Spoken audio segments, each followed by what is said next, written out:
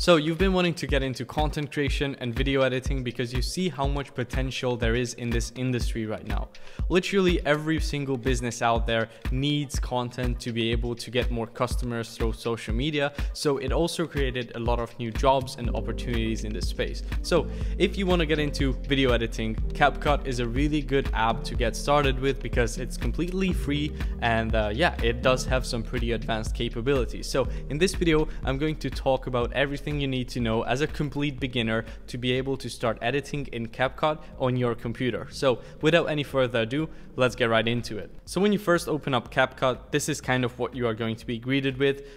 This is the interface, and the first step in order to start your project is to import some footage. So you can either just click here on this import button or drag and drop your clips right here. So I'm just going to click on import. And then as you can see, I got all the stuff that I want to import right here, all my videos and audios. So I'm just going to select all of that, click on import. And as you can see, now I got all of these clips inside of the software. In order to actually get them onto your timeline so you can start editing it, all you need to do is just either click on this little plus icon next to the certain clip. And by the way, if you want to, look through your footage first, you can just click on here, scroll through it. But yeah, just click on this plus and then it's going to add it onto your timeline. Or you can also just go ahead and drag and drop it onto your timeline like this. And another option that you can do as well, if you want to only import a certain part of your clip, is to go to where you want to have the clip start, for example here, and you can either press I on your keyboard to set the in point, or you can use this little thing here, drag it over there, and then you can have this clip start here, for example. Then you want to go to where you want it to end, for example here, and either press O to set the out point, or again, drag it on the edge. And then you will be able to, again, drag and drop it. And now you can see it only imported that certain specific part of my clip. Now, the next thing that you want to make sure to set up in order to get the right result that you are looking for is to set the aspect ratio of your project. So you can set that right here. As you can see, currently my timeline and my project is set to a 9:16 aspect ratio, which would be ideal for things like Instagram Reels, YouTube Shorts, or just Instagram Stories even. But if you want to change this, you can either go to 16:9 to get the horizontal look, or even if you click original, it will just use the original aspect ratio of your clip. If you want to change the frame rate of your timeline, you can just click anywhere outside of your clips. Then this details section will come up here on the right side. Then you can click on modify.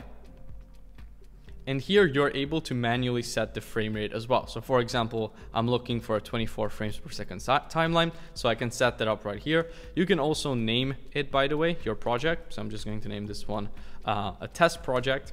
You can also choose where you want it to save.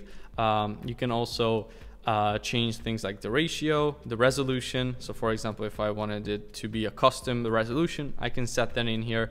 You can choose your color space, but for most beginners, I just recommend leaving these as they are, aside from the resolution and the frame rate, because other stuff you don't really need to touch. Now let's go over the software layout so you get a little bit more familiar with it. So the first and most important part, in my opinion, is your timeline. So that is basically this area right here. This is where you are going to be doing the majority of the cutting, putting clips on the timeline, removing clips, making different cuts, editing out sections, and so on. You can also adjust how zoomed in your timeline by either using your mouse pad on your laptop or by pressing Command or Control and the plus and minus buttons on your keyboard. Or you can even come right here to the right side of the timeline and then use this little slider to change your zoom. You also have a lot of different settings here on your timeline that are very useful. One of them is the undo and redo button. So for example, if you want to undo a change, you can just click on this or press Ctrl+Z on your keyboard, but you can see this, just undid a change. Or if you want to redo something, then you can just press on the redo right here. They also have the split button here, which will allow you to split a clip in half if you click it like so. So you can see now this actually turned into two different clips. They also have the delete left button, which will delete the clip from the left of your playhead, which is this right here. Or you also have the delete right, which will delete the clip from the right of your playhead. Now the next part of the software interface, which is just as important, is the player. So this is where you're going to be able to see what you are actually doing and editing. This is where you can preview your edit. You can start and stop the playback by either clicking on this play button or using spacebar. If you come to this top right corner of your player section, then you can also turn on things like the color, more advanced like color scopes. I'm not going to be using those in this tutorial, but you can turn those on. You can change the preview quality, so you can have your software either prioritize the quality of your playback or the performance. So for example, if you don't have a super strong computer, you might want to put this onto performance priority, so your playback is going to be still smooth. And you can also export a still frame from where your playhead is currently, and basically you can export the frame that you currently have as a PNG or JPEG file that you see right here. You can also make your playback full screen if you click on this full screen button right there, or minimize it. And in this player section, you will also be able to see how long your project is in total right now and where your playhead is at right now. Now, on the right side here, you will have the details around your project, or if you select or highlight a certain clip, you will have different settings and adjustments that you can make to that clip right here. So you will have video adjustments, speed adjustments, animations, or even color adjustments. We will cover that in more depth a little bit later on. And then on the left side, you also have your media panel. So this is where you will have, all the clips that you imported. You will have the different spaces on your computer, your library, and you also have your audio library here to add songs and music, sound effects to your clip. You also have text right here, so you can choose from a variety of different text templates and text that you want to add to your clips. Then you will have stickers where you can add different stickers onto your video. You will have effects, transitions, filters to change the colors, for example, of your clip, or adjustments as well. So one of the things you will be doing most of the time is actually changing the scale of your videos to make sure that it fits the certain format that you are editing in. So for example, you can see that even on this 16:9 timeline, this clip doesn't fill up my screen fully. So one thing you can do is either you can just grab these edges and scale up your footage that way so it fills up the entire screen, or you can also come here on the right side to video, basic, then position and size, scale, and here you can zoom in more on your footage or zoom out. You can also change the position of your clip right here, so you can either use these two sliders to change and make adjustments on the different axes of your clip. So for example, if I move this 160 pixels to the right on the axes, then it will move to the right, or you can also just grab your footage like this and move it to wherever you want to. You can also rotate your clip, by the way, right here. So if you wanted to make a 90-degree rotation, for example, you can do it like that. You can change the blending modes here. So blending modes are amazing for adding, for example, special effects. So let me show you an example of how that would look like. For example, here is a film burn effect. And if I go and click on this and then go to the blend mode and change it to overlay, you can see it adjusts the colors differently, right? So basically the blending modes just change how a certain layer on top interacts with the layer under it. So for example, this obviously doesn't look that good on this, but for example, if I change it to screen, then it actually acts as an effect now. So if I scale this up a little bit, like that, you can see now I actually added this effect because it with the screen blend mode, it actually takes out the dark parts of my image and only keeps in those brighter areas. Other than that, here in the video settings, you also have a function to stabilize your footage. So for example, if you have a clip that is not that stable, you can just click on that and then it will stabilize it for you. These are all pretty stable clips, so it won't do that much, but you would basically just choose the clip that you want to stabilize, click turn on, and then it's going to stabilize it for you. It will take a few seconds for it to finish, but you will get more smooth looking footage after it. And you can also choose the level of stabilization. So for example, you can either choose the recommended option, the minimum cut, so it will zoom in as little as humanly possible, or you can also choose the most stable. So here's kind of how it looks now after stabilization, and here's how it looks without. Again, it's pretty similar because it was already stable footage, but trust me, it will help you a lot. Then you also have some other options in here like the image enhancement, which will basically just try to upscale your footage to make it look just better. You also have noise reduction, which will help, especially if you are using phone shot video to get rid of some of the noise in your image. You can also have this like remove video flickers, the auto reframe, and also you can add more motion blur to your footage. Another really often used feature in editing, and this is a little bit more advanced, is keyframing. So for example, if you had this clip right here, right, which I'm just going to put back to normal 100% scale for now, and you wanted to have like a slow zoom in on it, then you could basically just go ahead and again choose the clip that you are trying to use.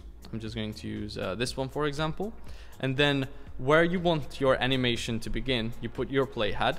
Then you click on this little add keyframe button right here. Then you go to where you want your animation to end. For example, I want it to end right here. And then you can zoom in, for example, as much as you want. And now you will see that it actually zooms in extra to my footage. Now, because it's a drone footage, it's not as apparent, but you can see it's slowly scaling up and animating my zoom pretty much in that time period. So you can see how it zoomed in over time. All right, next up, I want to show you how to actually make cuts in your videos. So for example, if I have this clip right here and I want to make a cut in the middle of it, then I can just press B on my keyboard to get my blade tool, and I can, you know, place my playhead or my mouse where I want to make the cut. I'm just going to click on it, and you can see now it split that clip into two parts. Let's say I want to continue from here. I'm just going to make another cut here. Then I will come back to my regular mouse or playhead by pressing A on my keyboard. I will select this clip in the middle, and then I'm just going to press delete. And you can see it snapped back together on the timeline, and I was able to actually cut out that part in the middle. So this is one way to cut clips. Another thing you can do is you can trim them. For example, if you go to the edge of a clip and then start dragging in a direction, you can see now it's cutting out that part of my clip. It's trimming it. You can also switch between your select mode or split mode, as they call it, right here. So you have the select, which you can access by A as well, and then you have the split, which you can get by pressing B. Now, if you want to change any of your keyboard shortcuts, you can always just come up here to the top where it says shortcut. And then here, pretty much for any sort of thing that you could do in the software, you can actually go ahead and set a certain shortcut or modify it by clicking on it, then pressing the button combination that you want to use, and then that will be pretty much it. And you can also then save your custom shortcuts, and you can switch between different presets as well. So next step is adding music into your project. So music can be the differentiating between an average and boring looking edit and an amazing one. So adding music and sound effects is crucial if you are looking to either create just a really good cinematic video, or even a really engaging short form video, or an amazing YouTube video. So you can come here to your audio section and either choose from these songs that they already have in here and sound effects, but beware because a lot of them are copyrighted. So if you're going to use this for any sort of YouTube videos, or if you are going to use it for any sort of like commercial usage, I highly recommend against using these songs right here. Instead, I recommend using a software or a service like Epidemic Sound. And Epidemic Sound was actually kind enough to sponsor this video, so let me tell you a few things about how their service works. If you're looking for a place where you can get all your music and sound effects from without having any issues with copyrights or being flagged or being sued, then Epidemic Sound is kind of the right option for you, because there you can just simply pay a small monthly subscription and you will get access to their huge library where they have a ton of different kind of songs, pretty much a song for every mood that you might be going for, and also a bunch of sound effects. I have been personally using their service for over 5 years, so I can definitely vouch for them. I never had any copyright issues, and I've always been able to find a song that really matched what I was going for. They basically allow you to pay for every song that you might need for just a small monthly fee of right around $10 a month. And instead of, again, having to license them one by one, which might cost you thousands, if not tens of thousands of dollars per month, it's just a much more affordable and better option in my opinion. At the moment they have over 30,000 professionally produced songs, and they keep adding new songs literally every single week. and they have over 90,000 sound effects. The cool thing is the music and the sound effects are also neatly organized into different genres and playlists, so it's easy to find what you're looking for. And if you want to just try them out for a month, you can click the description down below, sign up. You don't even need to pay at all, and try them out for a month. You can use their music and their sound effects in your YouTube videos even, and try it out for that period. You're not going to get copyright strike, and if you like it, you can just continue using them, and if you don't, you can just cancel your subscription and you don't even need to pay. So check out Epidemic Sound. It's going to be the first link in the description, and let's get back to the video.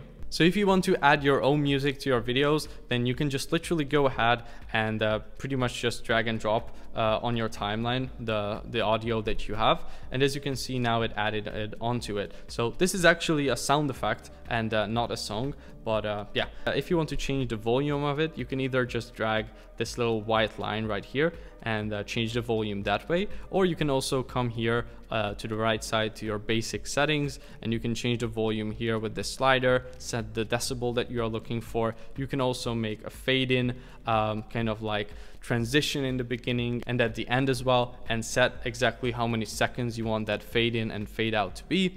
You can also, again, add noise reduction, but you won't need that obviously for songs and sound effects. But if it was, for example, a voiceover, then you could click that. They also have different voice changer settings here. For example, if you're adding, again, a voiceover, you could add these different effects to it, and you can even change the speed of your audio right here. Now, just like that, you can also change the speed of video clips, and pretty much the same thing. If you just highlight a clip and come here to speed, you can change how fast your clip plays. So you can either put it, at 2x, 1.5x, 5x, or even a 500x if you want to, by just typing that in here. So that's pretty cool. It's pretty simple to change it. You can also obviously drag to the left side, and then it will put your clip into slow motion. And another cool thing you can do is you can also do what are called basically speed ramps. They call it a curve here, but basically it's the same thing, where the clip will not have constant speed throughout the entire video, but it will have either a ramp, so it will either speed up and then slow back down again, or slow down and then come back to normal, or any variations like that. They also have some presets in here, so you can see, for example, this one. If I want to apply it, it made this curve in my video. So if I play this back, you can see it first starts off slow, then it speeds up and then slows down again, and then it goes back to normal. So you can create some pretty creative and amazing things with speed ramping, and you can also go ahead and just kind of create your own by clicking on customized, and then all these points basically just show different parts of the clip, and you can speed up a certain section like this. For example, I wanted to speed up in the beginning, then I wanted to go into slow motion like that, and then come back to normal. And you can also add more points by clicking on this plus right here if you want to make more micro adjustments. And you can see I just manipulated the way this clip looks and the way it speeds up quite drastically. All right, next up, let's move on to adding some text to your video. So if you want to add just a normal text, you can come here to the text menu, then just add the default text. And you are going to be able to obviously change then the different settings of it right here. First of all, you can change the actual text, right? Properties. You can change the different fonts that you are using. So for example, I can use this one. You can scale it up or make it smaller, or you can also adjust the font size right here. You can make all the different text adjustments, right? I'm sure you have used Word before, or any of these different softwares where you have to deal with letters, so I'm not going to go too deep into that. You can customize your style. You can also change the opacity, which will basically affect how see-through, so to say, your text is. And you can also adjust, by the way, the opacity of any kind of clip. So for example, if you have two clips on top of each other, like this, let's say, and then you adjust the opacity of the clip on top like this, you can see how you can half see through the clip on top. So that's how layers work basically. Whatever layer is on top is what always gets priority. That's the one you see on screen. And if you lower the opacity of a layer, it will be more see-through. If you make the opacity higher, it will be less see-through. But going back to our text, aside from being able to add all these effects, like even adding a drop shadow to it, you can also go ahead and add these different text bubbles. So you can just go through all these templates, choose one that you like. You can, download it like that and add it onto it. I'm personally not a fan of most of these, so I wouldn't recommend using most of them, but there are some pretty cool ones as well. And you can also add effects to it. So for example, if I wanted to add, any of these, well, I can just pretty easily do that. Another thing you can do is animate your text. So if you come here to animation, you can choose the in and out animation on your text as well. So let's just take a look at this slide up one. As you can see, it added this animation in the beginning, but there are honestly just so many different ones. Like if I wanted to add this one, I can do that. And same thing goes for the out animation. If I want to add this one at the end, I can just click on it and add it. Now, you don't have to necessarily start a text from scratch. You can also come here to text templates, and you can see if you hover your mouse over it, you can preview how it kind of looks, and then just go ahead, download it. If you like it, you can add it onto your timeline and customize it to pretty much whatever you want. So I'm just going to call it the ocean. How creative. And again, you can change the font from there, you can change the size of it and so on, but it gives you a template and an animation to kind of speed up your workflow a little bit. Now, when it comes to color grading your footage, you can simply just select your clip and either come here to adjustment, and then here you can make your more like pro adjustments. For example, you can play around with the curves to add more contrast to it by adding an S curve, for example, like this. You can come to your color wheels and add different tints to different part of your image. Like if I wanted to add some more orange to the shadows, I can do that with the color wheels. Or if you wanted to go ahead and play around with the HSL, where you can literally adjust the hue, the saturation and luminance of a certain color on your screen, I can do that. So I could change how blue my blue is and all of that stuff. So you can actually do some pretty advanced like editing right here. I'm not going to go too deep into that because that alone would take up like an hour pretty much if we went super deep, but yeah. Or you can also just do some more basic adjustments here, like changing the temperature of your footage, changing the hue, the saturation, the brightness, right? Adding more contrast and so on. And they also have these filters. So if you come here to filters, you can see that you can click on any of them, apply it, and then it will pretty much be like an Instagram filter, just instantly added onto your footage, and then you get a completely different look. And if you click the plus button right there, you can see it added it on top of it as a layer. So pretty much it's just going to affect whatever is under it, right? So if you wanted to only affect this clip, you could just drag it out so it's only on top of that. But if you wanted to affect this one as well, you could just drag it out so that it affects this one as well. And of course, you can also change the strength of the filters. So for example, here, I think this is a bit too strong, so I could make it like this. And you can see now we got quite a nice, look. Now, another thing that's important to note about the layers is you can actually enable and disable certain tracks or layers by clicking on this little eye icon right here. So for example, to make it a bit more apparent, this is the before, this is the after. You can also lock a layer. So if you don't want to mess up anything once you made some effects or changes, then you can just lock that layer in until you want to. And then they also have this mute clip audio here. So if you want to mute a certain track, then you can just click that, and then none of those clips on that track will have any audio. Next up, let's talk about transitions, which are kind of, close to filters. So basically transitions are just a way of transitioning between two clips. So for example, they have like so many different transitions, honestly, that you could choose from. A lot of them are a little like weird and will make your footage look kind of cheap, but there are also a lot of really good ones. So for example, I don't know, let's just look at this white flash one. I'm going to download that, and then I can just drag and drop it here between two clips, and you can see now, instead of just regularly cutting from one clip to another, it actually cuts with this little light flicker as well.